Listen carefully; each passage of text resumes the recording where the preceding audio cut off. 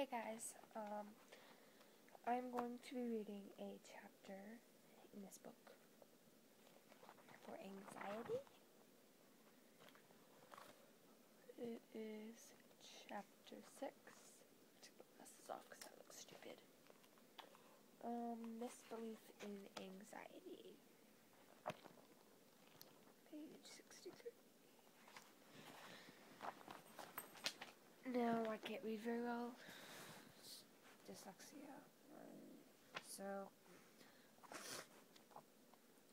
Susie is stacking dishes in the dishwasher for her mother.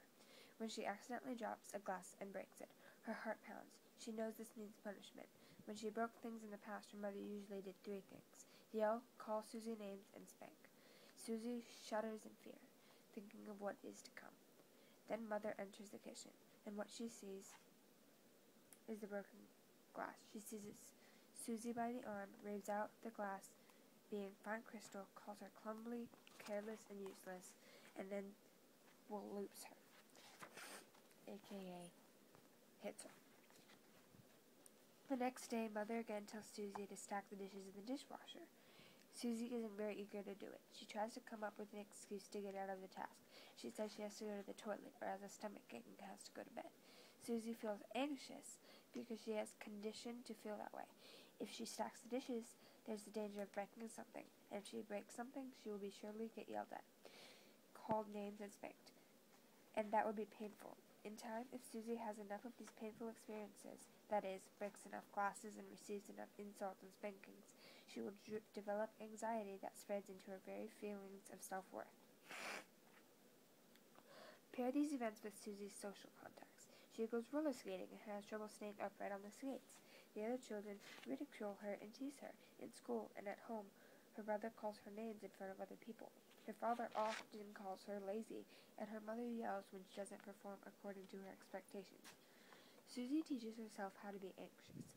When her playmates ridicule her, she feels pain. Therefore, she's anxious. When she sees them playing on the ice skating rink or playground, as well when she thinks about them, her family's demands, which she cannot always meet, present additional anxious feelings. So Susie does something typical of anxiety neurotics. She begins to avoid the things that make her feel anxious. She begins to avoid contacts with her playmates. She avoids her family and stays by herself and teaches herself that what she withdraws from situations that make her feel anxious. The level drops. This is reinforcing her to her.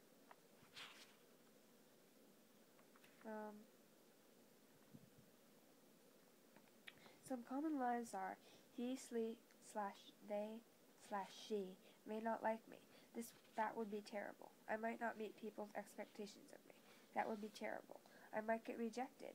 That would be terrible. I might fail. That would be terrible. I might say or do something dumb. That would be terrible. Once I've gained happiness, I might lose it. That would be terrible. Once I've gained love, I might lose it. That would be terrible. I might not look good as other people. That would be terrible. Get it? It's terrible. He/she/they might not approve of me. That would be terrible.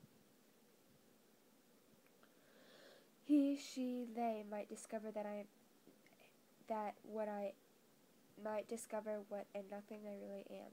That would be terrible. Nobody will ever love me. That would be terrible. I might be a terrible lover. That would be terrible. I might get hurt. That would be terrible. I might be asked to do something I don't know how to do. That would be terrible. I might lose everything I've got. That would be terrible. I could lie. That would be terrible. There are many more. How many of them can you recognize?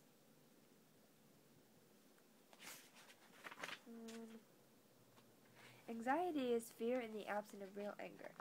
Overestimation of the probability of danger and exaggeration of its degree of terribleness. Imagine negative results.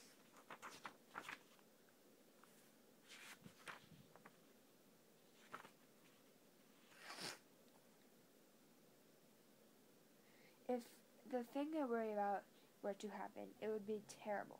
Even though the likelihood of terrible happening to me is utterly remote, I believe it is actually inventable. Avoidance behavior. No, before I get to that, sorry. When you are feeling anxiety, stop and ask yourself, what am I telling myself is terrible? Will the results really be as terrible as I tell myself they'll be? It's not terrible, it may be unpleasant, but that's a long way from terrible. Even if fear were to happen, it wouldn't be terrible.